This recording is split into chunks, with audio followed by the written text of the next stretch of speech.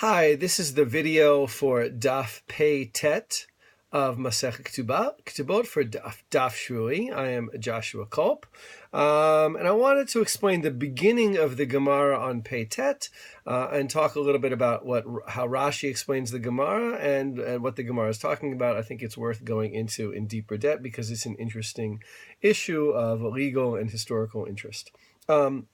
The Mishnah had begun that if a woman comes to the court to collect her ketubah, and all she has is a divorce document, and she doesn't have her actual ketubah, she can still collect her ketubah, assuming that she wouldn't have a get unless she was originally married to the man that's written in the get, and therefore she must owe him a ketubah.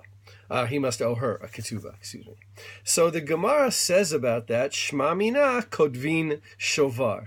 We can learn from this that we have to write a receipt.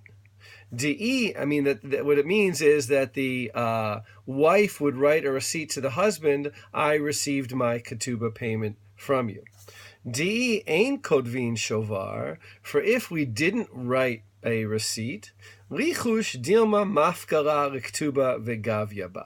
Let us be concerned lest she takes out the ketubah and she collects from it. So Rashi explains that the concern is this: if she gets paid her ketubah and without actually producing the ketubah document, and she collected her ketubah based only on the presentation of the get, later, when the husband dies, she might take out her ketubah and collect again. And the Yorshim, the inheritors of her husband, will have no proof that she had not already received the ketubah.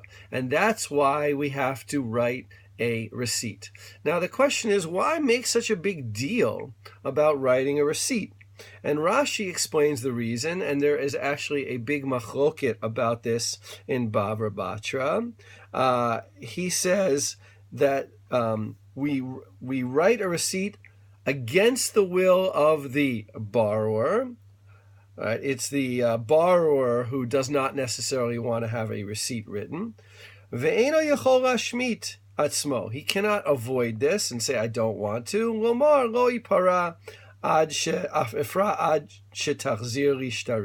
won't pay you back until you give me back my document. Shema tachzor v'totzienu, right? Lest you take it out and try to collect again with that document. Elo omrim lo para v'hu yichtov lecha shovar. Rather, we say to the borrower, pay back the money, and he will give you a receipt. Now, what does this mean?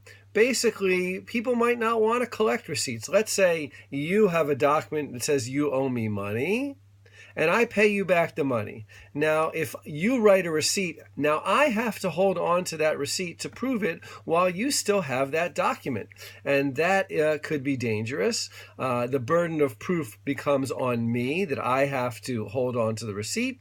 And that's not really fair. What I would rather have is you to give me back that loan document or mark it up somehow, tear it up, whatever it is, somehow destroy it so that I don't have the burden of proof of keeping that receipt. And there's actually a machloket between Rashi and the Ri, his great-grandson, on the Tosfot, about whether we rule according to our sugya, which seems to hold, as you can see from the continuation, that we do not force the debtor to write a receipt, the person paying back the loan to hold on to receipt, the creditor would write the receipt. And the Sugya in Bava Batra, which according to the Ri, finishes saying that we do write a receipt.